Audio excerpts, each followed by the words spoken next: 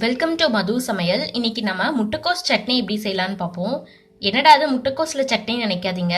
இந்த இந்த சட்னி ரொம்ப டேஸ்டியாக இருக்கும். நீங்கள் இட்லி தோசாக்கு தொட்டு சாப்பிடலாம்.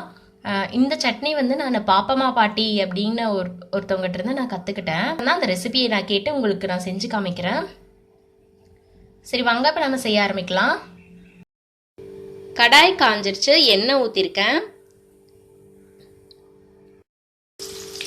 ஒரே ஒரு பெரிய வெங்காயம் கட் பண்ணது போட்டிருக்கேன். ஆனியன்ஸ் நல்லா வதங்கிடுச்சு.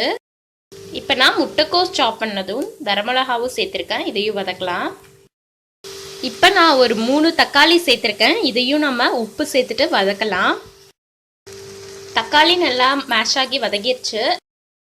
ஒரு 1/4 கப் அளவு தேங்காய் துருவினதை ஆட் பண்ணியிருக்கேன். இதையும் சேர்த்து வதக்கலாம். பாருங்க, இப்போ நான் இன்னொரு சின்ன வடச்சட்டியில் வந்து 2 டேபிள் ஸ்பூன் பாசிப்பருப்பு சேர்த்துருக்கேன். பாப்பம்மா பாட்டி என்ன சொன்னாங்கன்னா, இதை வந்து நம்ம மணமாக நல்லா வறுத்து போட்டோம்னா அந்த சட்னிக்கு வந்து இன்னுமே நல்லா வாசனை கொடுக்கும் அப்படின்னு சொன்னாங்க. ஸோ நம்ம வதக்கிட்டு இதை நம்ம வறுத்துட்டு நம்ம அந்த சட்னியை வதக்கி வச்சுருக்கோம்ல அதில் நம்ம சேர்த்துடலாம். பாருங்க, இப்போ நல்லா வந்து தேங்காய் சேர்த்துட்டு ஒரு வதக்கிட்டேன். இப்போ நான் ஸ்டவ் ஆஃப் பண்ணிட்டேன்.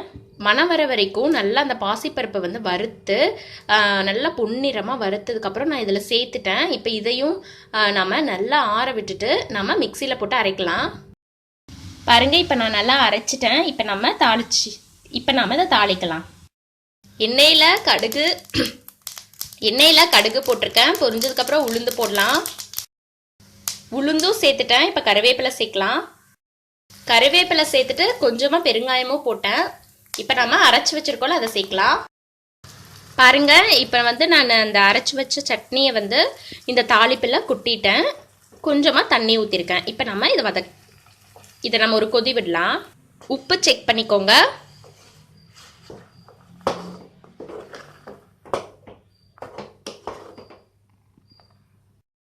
அவ்வளோதான். இப்போ நான் ஆஃப் பண்ணிட்டேன். நம்ம சர்வ் பண்ணலாம்.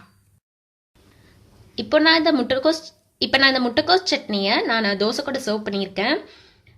நீங்கள் இந்த சட்னியை ட்ரை பண்ணி பார்த்துட்டு எப்படி இருக்குன்னு கமெண்ட் சொல்லுங்கள். எப்போவுமே நீங்கள் வந்து முட்டைக்கோஸ் பொரியல் அந்த மாதிரி செஞ்சிட்ருக்கிறதுக்கு, முட்டைக்கோஸ் பொரியல் கூட்டுன்னு செஞ்சிட்ருக்கிறதுக்கு இந்த மாதிரி சட்னி செஞ்சு கொடுக்கலாம்.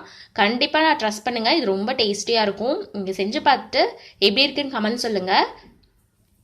சேனலில் மறக்காமல் சப்ஸ்கிரைப் பண்ணுங்கள். உங்களை அடுத்த ரெசிபியில் சந்திக்கிறேன். தேங்க்யூ. ஹெல்த்தியாக சாப்பிடுங்க, சந்தோஷமாக இருங்க.